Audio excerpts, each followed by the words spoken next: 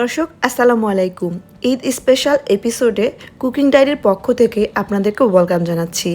ঈদ তো চলে এলো, আর ঈদে পোলাও মাংসের পাশাপাশি কিন্তু আমরা বিভিন্ন রকম কাবাবও তৈরি করে থাকি। তো তার জন্যই আমি আজকে আপনাদেরকে একদম সহজভাবে চিকেন জালি কাবাবটা তৈরি করে দেখাবো। তো চলুন কিভাবে এটা তৈরি করছি দেখে নিই। কাবাবটা তৈরি করার জন্য আমি একটা মশলা তৈরি করব, যার জন্য এখানে একটা দারুচিনি, 3টা এলাচ, গোলমরিচ হাফ চা চামচের মতো, আস্ত জিরা 1 চা চামচ, আস্ত ধনিয়া 1 চা চামচ, একটা জয়ফলকে 4 ভাগ করে তার থেকে 1 ভাগ নিয়েছি, জয়ত্রী নিয়েছি এটা হাফ। তো এটাকে আমি ব্লেন্ডারে গুঁড়ি করে নিয়েছি, তার আগে একটু ভেজে নিয়েছিলাম। এখন যেটা করব, এখানে আমি এই যে কিমা নিয়েছি, চিকেন কিমা, এখানে 500 গ্রামের মতো চিকেন কিমা আছে, সেটার সঙ্গে বিভিন্ন মশলা যোগ করে এটাকে একটু ম্যারিনেট করব। 2 পিস পাউরুটি নিয়ে সেটাকে আমি গুঁড়ি করে নিয়েছি এরকম ব্লেন্ডারে। আসলে অনেকে এখানে ভিজা যে পাউরুটিটা দিয়ে থাকে, আমি এটা দিই না, কারণ আমার কাছে মনে হয় এতে করে কাবাবটা একটু বেশি নরম হয়ে যায়। এখানে পেঁয়াজ কুচি দিলাম, মরিচ কুচি দিলাম, হাফ কাপ পেঁয়াজ কুচি এভাবে করে নিয়েছি, মরিচ এখানে 4টা মরিচ নিয়ে কুচি করে নিয়েছি, টেবিল চামচ ধনেপাতা কুচি নিয়েছি, এখানে 1 চা চামচ আদা বাটা, 1 চা চামচ রসুন বাটা দিয়ে দিচ্ছি। আর যোগ করছি লাল মরিচের গুঁড়ো, এখানে লাল মরিচের গুঁড়ো আমরা নিয়েছি 1 চা চামচ, টমেটো কেচাপ দিলাম 1.5 টেবিল চামচ, আর যে মশলাটা তৈরি করেছিলাম সেটা দিয়ে দিলাম 1 চা চামচ। এবার দিয়ে দিচ্ছি স্বাদ মতো লবণ, লবণটা আপনাদের ইচ্ছা অনুযায়ী দিয়ে দিতে পারবেন। দিয়ে দিলাম হাফ চা চামচ গরম মশলার গুঁড়ো। এবার খুব ভালো করে এটাকে আমি মাখিয়ে নিব। এখন ভালো করে সবগুলো উপকরণ একসঙ্গে মাখিয়ে নিচ্ছি। আর এটা মাখানো হলে আমরা কাবাবের শেপ দিব, দেওয়া হলে আমরা আধা ঘন্টার জন্য এটাকে নর্মাল ফ্রিজে রেখে দেবো সেট হওয়ার জন্য। তো এর আগে যেটা করতে হবে, এটা যেহেতু জালি কাবাব, তার জন্য জালি ক্রিয়েট করার জন্য আমাদের লাগবে 2টো ডিম, সেজন্য আমরা এখন সেটা তৈরি করে নিচ্ছি। 2টো ডিমের সঙ্গে আমি এখানে কর্নফ্লাওয়ার মিক্সড করব। এখানে 1 টেবিল চামচ আমি কর্নফ্লাওয়ার নিয়েছি, আর সামান্য একটু লবণ দিয়ে দিলাম। আপনারা কর্নফ্লাওয়ারের পরিবর্তে কিন্তু চাইলে চালের গুঁড়াটা ব্যবহার করতে পারেন। এটা যেটা হবে, অনেক সময় ডিমে ভাজা যে কোনো জিনিস কিন্তু কিছুক্ষণ পরে একটু নরম হয়ে যায়, আর আমরা যে কর্নফ্লাওয়ার ব্যবহার করলাম এতে করে আমাদের কাবাবটা কিন্তু একটু ঠান্ডা হলেও মোচমোচেটা ভালো থাকবে।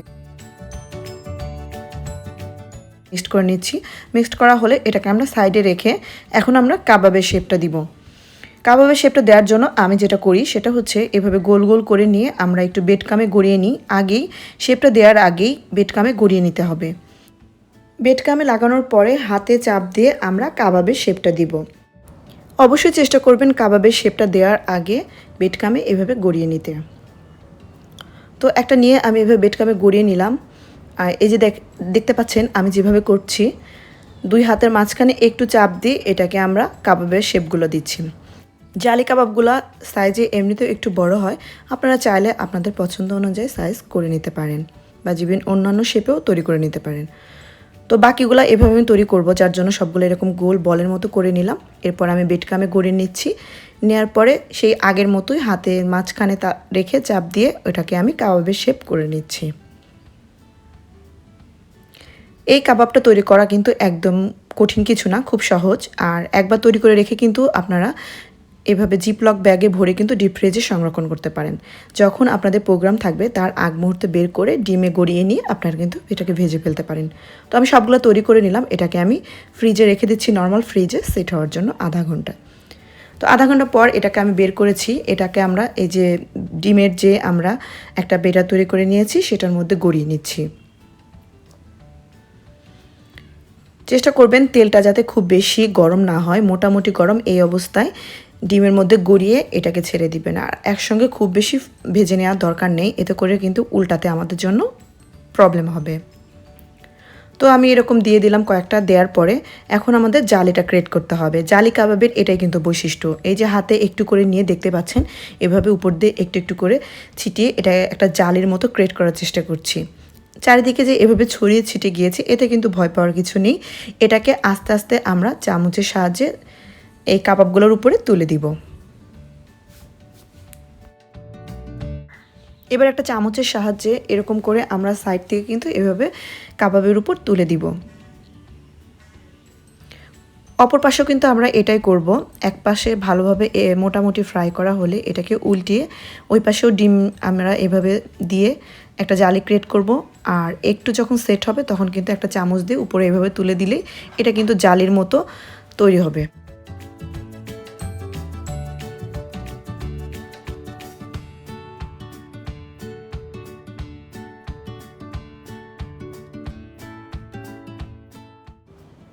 এক পাশটা ফ্রাই করা হলে আমরা এখন উল্টিয়ে দিব। একটা চামচের সাহায্যে খুব আলতো করে এটাকে আমরা উল্টিয়ে দিচ্ছি।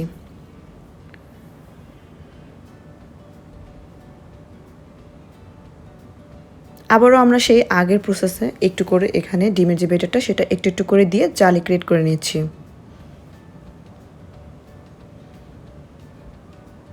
জালিটা ক্রিয়েট করা হলে আমরা একটু সেট করতে দিব। এরপরে চামচের সাহায্যে আমরা দেখতে পাচ্ছেন এভাবে উপরে তুলে দিচ্ছি।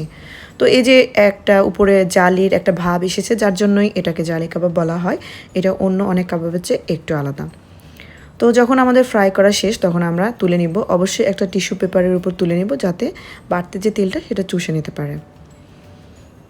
এবারে ঈদে কিন্তু এরকম একটা স্পেশাল মেনু অবশ্যই রাখতে পারেন। আপনাদের ঈদের দিনকে স্পেশাল করতে এ ধরনের মেনুর কিন্তু জুড়ি নেই। তো আমার কাবাব তো তৈরি, এখন আমি এটাকে সার্ভ করে দেখাচ্ছি।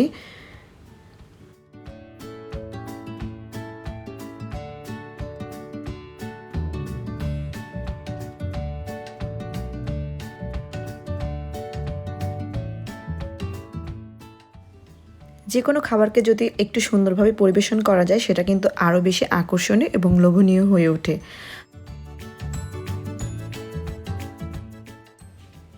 আমি আমার ইচ্ছা অনুযায়ী সাজিয়ে পরিবেশন করেছি আপনাদের সামনে। আপনারা আপনাদের ইচ্ছা অনুযায়ী সাজিয়ে আপনাদের গেস্টদের সামনে কিন্তু পরিবেশন করতে পারেন। তো এরকম একটা কাবাব রেসিপি কিন্তু এবারের ঈদের জন্য খুবই উপযোগী একটা রেসিপি। আশা করছি আপনারা বাসায় ট্রাই করবেন। আজকের ভিডিওটাতে যদি ভালো লাগে তো অবশ্যই আমার চ্যানেলটা সাবস্ক্রাইব করে পাশে থাকবেন। সবাইকে ঈদের আগাম শুভেচ্ছা। আল্লাহ হাফেজ।